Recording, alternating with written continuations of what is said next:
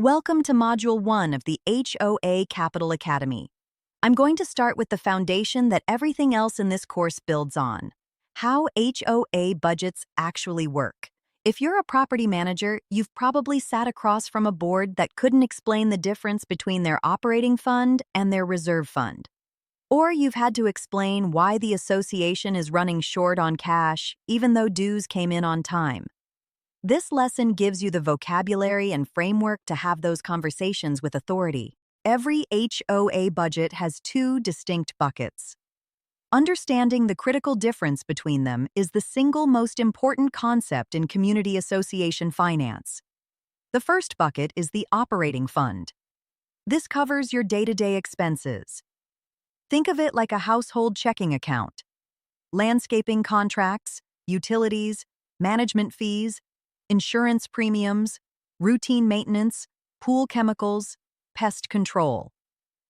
These are predictable, recurring costs that happen every month or every year. If you don't pay them, the gates don't open, the grass doesn't get cut, and the lights go out. The second bucket is the reserve fund. This is your long-term savings account. It exists for one purpose: to pay for major repairs and replacements when major common area components reach the end of their useful life. Roofing, elevators, parking lot resurfacing, pool replastering, exterior painting, boiler replacement. Here is the critical distinction that many board members miss. Operating expenses recur annually and are consumed immediately. Reserve expenses recur once every 10, 20, or 30 years. But they are just as predictable, and they cost significantly more. As a manager, you have to help boards understand that money in the reserve bucket isn't extra money or a surplus. It is accumulated liability. It's money that has already been spent conceptually. The physical check just hasn't been written yet. When you look at an HOA operating budget, you will typically see these core categories: administrative costs, management fees, accounting services, legal retainers, and community website hosting. Insurance, property, casualty, and directors and officers liability insurance, a line item that, as you know, has been wildly volatile recently. Maintenance contracts, your fixed vendor agreements like landscaping, HVAC servicing, elevator maintenance, and janitorial services. Utilities, water, electric, sewer, and gas for common areas, clubhouses, and streetlights. Repairs, minor, unpredictable repairs that come up throughout the year, like replacing a broken gym weight cable or fixing a leaking pipe in the clubhouse wall. The contingency line, typically 5 to 10% of the total operating budget.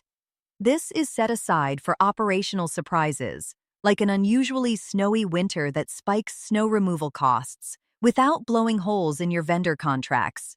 The operating budget is funded entirely by regular assessments. When the board sets dues, they start with this operating budget. What does it actually cost to run this community for 12 months? And divide that by the number of units or by percentage of ownership. That gives you the operating portion of each homeowner's monthly assessment. The reserve budget is more complex, and this is where most boards completely lose the thread. While the operating budget looks forward only 12 months, a reserve budget looks forward 30 years. It is driven by a document called a reserve study. A proper reserve study identifies every major common element the HOA is responsible for, estimates its current replacement cost, and determines how many years of useful life remain. From that data, it calculates exactly how much money the association should be setting aside this year to ensure the cash is sitting in the bank when that component fails. Let me give you a simple example.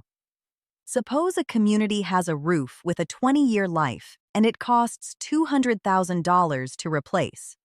That means the roof degrades by $10,000 every single year. Logically, the association should be setting aside $10,000 per year into reserves just for that one component. If a homeowner lives there during year 5 through year 10, they are actively using up $50,000 worth of that roof.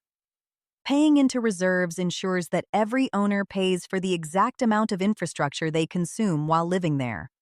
Now multiply that logic across 20, 30, or 50 major components: the elevator, the asphalt, the pool liner, the clubhouse siding, the entry gates. You quickly start to understand why reserve contributions are not optional, discretionary line items. They are a continuous financial obligation that keeps the community structurally and financially solvent. As a property manager, you will encounter two very different types of financial crises, and the fix for each one requires an entirely different toolset. An operating shortfall means the community is spending more cash than it collects in dues for day-to-day expenses. If inflation hits utility costs or insurance premiums double mid-year, the checking account starts running dry. The fix here is straightforward, even if it's unpopular. A mid-year or next-year dues increase, an immediate reduction in non-essential expenses, or a combination of both. It is purely a short-term cash flow problem. A reserve shortfall is far more serious and structural. It means the community has been artificially keeping dues low by underfunding their long-term savings. When that roof hits year 20, it doesn't care what the HOA's bank balance looks like. It leaks. And if there is only $40,000 in reserves, instead of the $200,000 needed, the board is stuck facing a $160,000 gap. At that point, the board has exactly three options: a special assessment, charging every homeowner a massive lump sum bill all at once; a commercial loan, borrowing the money to fund the project immediately and paying it back over time; or deferred maintenance, ignoring the repair, which inevitably lowers property values and creates massive liability risks. None of those options lead to a pleasant board meeting.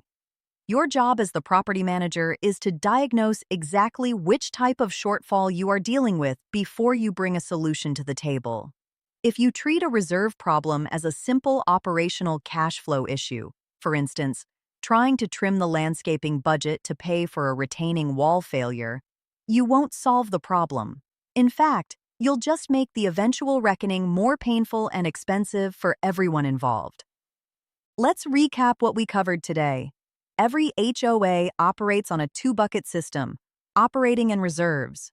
Operating covers recurring day-to-day expenses. Reserves fund major future repairs. While the operating budget is funded by standard monthly dues, the reserve budget is funded by a distinct contribution calculated directly from a reserve study. Your role as a property manager is to protect the integrity of both buckets, ensuring that today's expenses don't cannibalize tomorrow's capital needs. In Lesson 1.2, we're going to go much deeper into reserve funds specifically: what a healthy reserve actually looks like, what it means to be underfunded, and what your options look like when you inherit a community that hasn't saved a dime. I'll see you in the next lesson.